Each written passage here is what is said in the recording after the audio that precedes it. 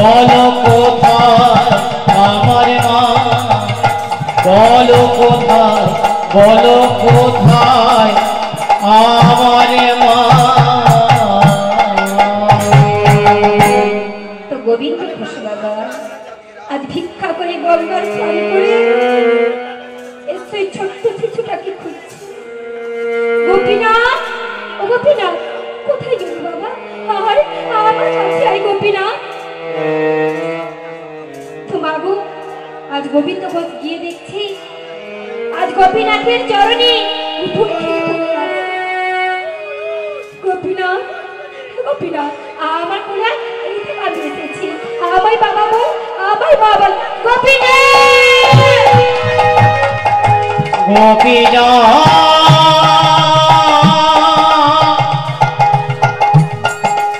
ওরে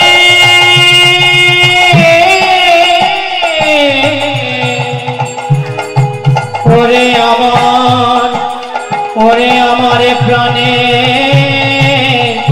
গোপীনাথ, দেখা দে। এমন করে আমায় ছেড়ে যাস না গোপীনাথ। ছুটে গিয়ে আজ পিতা কি করছে? গোপীনাথকে বাবা বুকের মধ্যে নিয়েছে। আজ গোবিন্দ ঘোষকে দেখছি ওই ছোট্ট 5 বছরের গোপীনাথের বাদন দিয়ে বাবা রোধে চলছে। না গোপীনাথ, প্রভু তুমি যদি আমার পুত্রকে নিয়ে নাও আমি কি নিয়ে বাঁচব? তুমি নিয়ে না প্রভু, নিও না। আমি যে সইতে পারবো না প্রভু। এই জগতে গোপীনাথ ছাড়া আমার যে কেউ নেই প্রভু। তুমি কেড়ে নিও না প্রভু, কেড়ে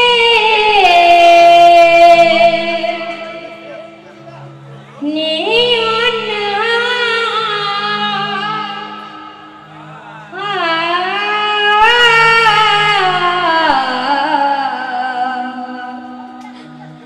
প্রভু তুমি যে ব্যথাহারি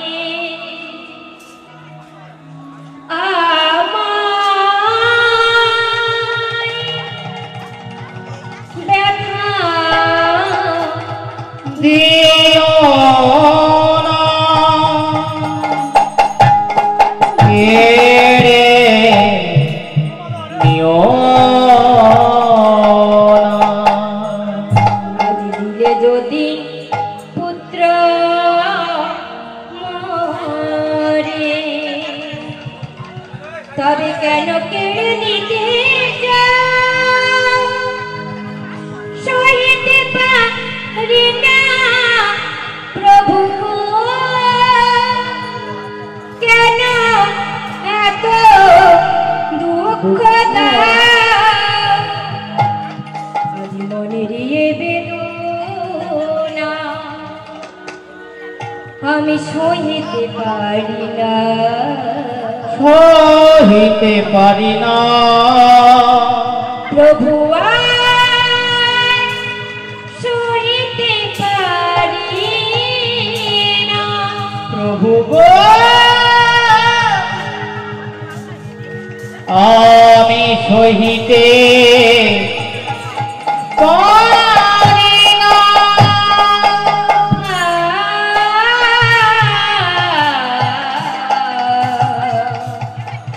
প্রভু তুমি যে ব্যথাহারি আমায় ব্যথা দিও না।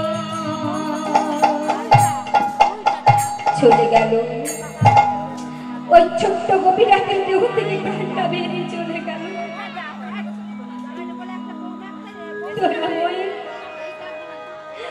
তুমি আমার বলতে কিচ্ছু রাখলে না। তুমি তো আমার স্ত্রীকে নিয়েছিল, আমি কিছুই বলিনি, কিন্তু তুমি আমার ছোট্ট গোপীনাথকেও নিয়ে নিলে। বলো প্রভু আমি কি নিয়ে বাঁচবো? বললো দয়া করে বলো। ওই ছোট্ট গোপীনাথকে বাবা আজ গোবিন্দ ঘোষ ওই সুরধনী গঙ্গার পাড়ে সমাধি দিলেন। আর গঙ্গার জলে স্নান করে বাড়ি ফিরে ওই গোপীনাথের সম্মুখে গিয়ে বলছে, না গোপীনাথ না, আজ থেকে আমি তোমার সেবা পুজো আর কোনো কিছু করবো না। আজ থেকে আমি সবকিছু বন্ধ করে দিলাম, বন্ধ করে দিলাম।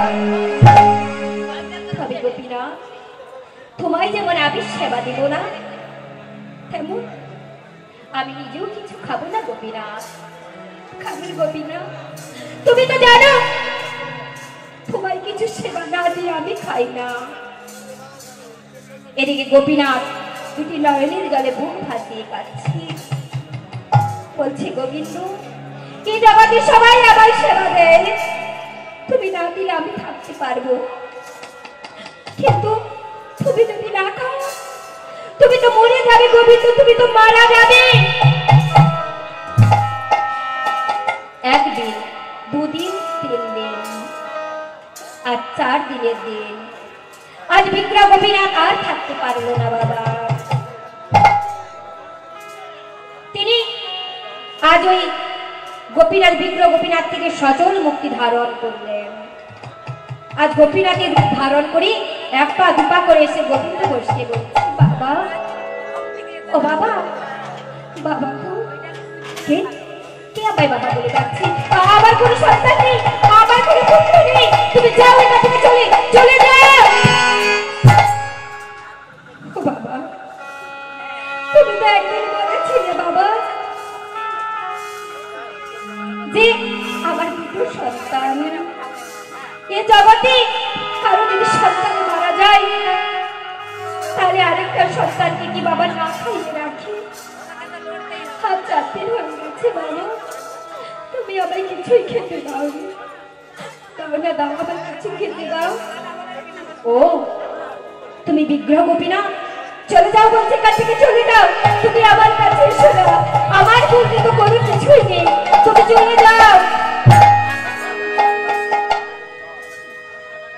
গোপীনাথ বলতে পারো, গোপীনাথ এ জগতে একটা পুত্র সন্তানের আশা কেন করে?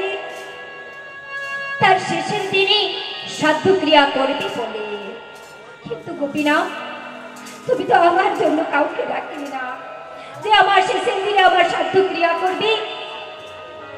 করবো বাবা, আজ আমি কথা দিচ্ছি তোমায়, আজ থেকে আমি তোমার সাধ্য ক্রিয়া করবো। এই পৃথিবীতে যতদিন চন্দ্র সূর্য উঠবে আমি তোমার সাধ্য ক্রিয়া করে যাব। সত্যি বলছিস গোপীনাথ? হ্যাঁ বাবা। তাহলে বলতে পারিস গোপীনাথ, আমার মৃত্যুর পর তুই ধরা নিবি? নেবো বাবা। আমার মৃত্যুর পর তুই কাঁচা নিবি? নেবো বাবা। আমার মৃত্যুর পর তুই হফিসে খাবি? খাবো বাবা। আমার মৃত্যুর পর তুই পিণ্ড দান করবি? করবো বাবা, করবো। এবার তো আমায় কিছু খেতে দাও। গোবিন্দ ঘোষ অচল, শরীর আর চলছে না বাবা।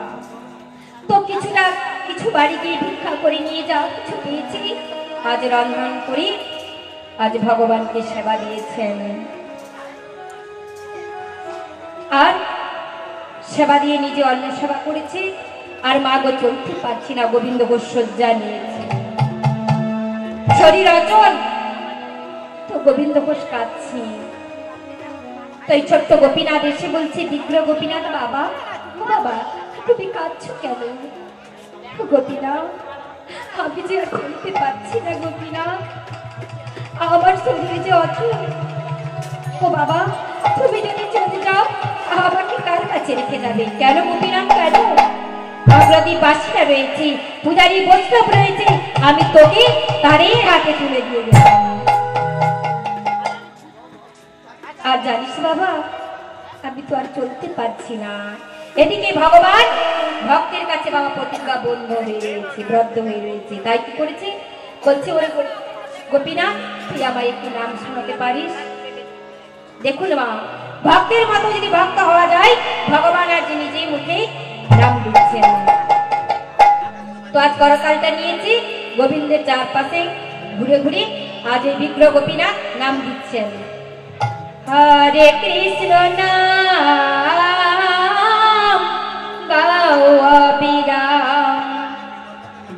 নামেতে ক্ষয় হয় পাপ হয় মোচন।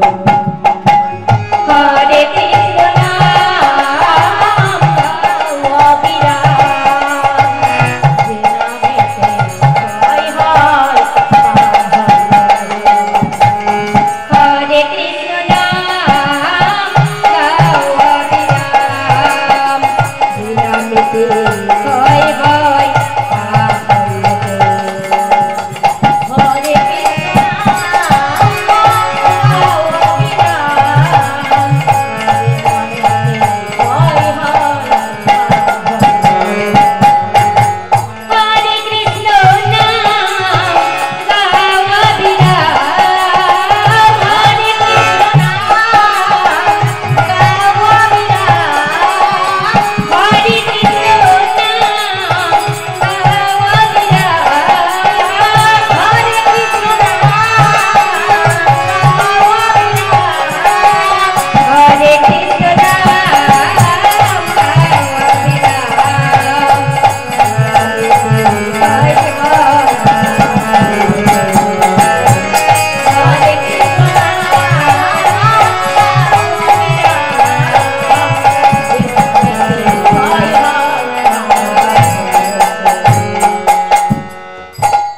অবিরাম, বাবার আর কোনো কিছু মনে নেই, ভাবছি এটাই আমার সন্তান।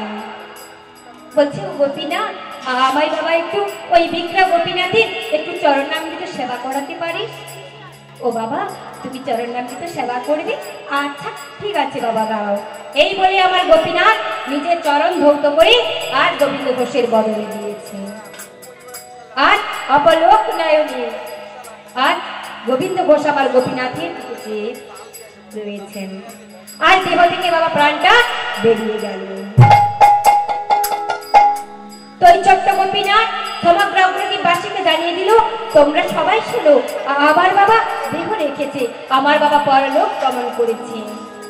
কিন্তু মাগো, সেবা তো বন্ধ থাকবে না, যেখানে গোপীনাথের নিত্য সেবা হয়। তো পূজারী বসলো সেবার ডালিটা নিয়ে, আজ মন্দিরে গিয়ে দেখছি যে দরজা বন্ধ। মন্দিরে তো কেউ নেই, তাহলে দরজা কেন বন্ধ? লীলার কি রহস্য দেখুন। তো ওই প্রসাদী ডালিটা নিয়ে মা আজ পূজারী ঘুমিয়ে গেছে, আর ওই অর্ধেক রাত্রিতে বাবা ওই গোপীনাথ এসে পূজারীর অঙ্গে ধাম কাটে। পূজারী বলে, ও পূজারী। পূজারী চমকে উঠেছে, বলো দয়াময়, তুমি আমার কাছে কি চাও? শোনো পূজারী, আমার পিতা দেহ রেখেছে, তুমি আজ আমার রাজবসন ছাড়িয়ে দিয়ে আমায় কাছা পড়িয়ে দিবে।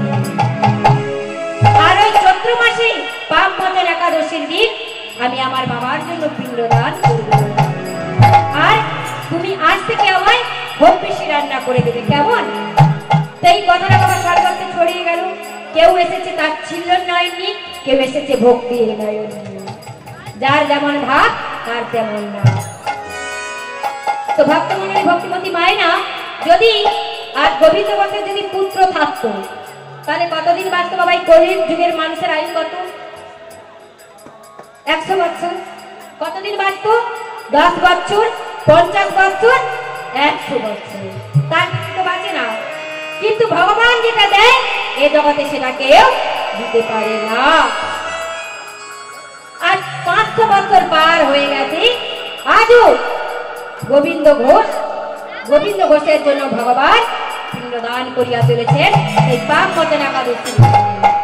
আপনারা অগ্রদীপে গেলে নিশ্চয়ই আপনারা দেখতে পাবেন। তো পিণ্ডদান লীলা শ্রবণ করলে মাগো কিছু দান করতে হয়। তো আসুন এখানে আমরা লীলা বিশ্রাম নেব। দাঁড়াইলো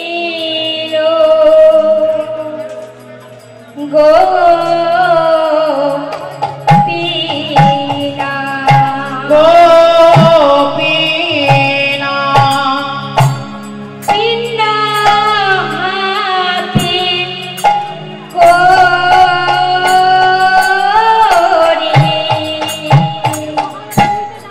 দাঁড়াইলো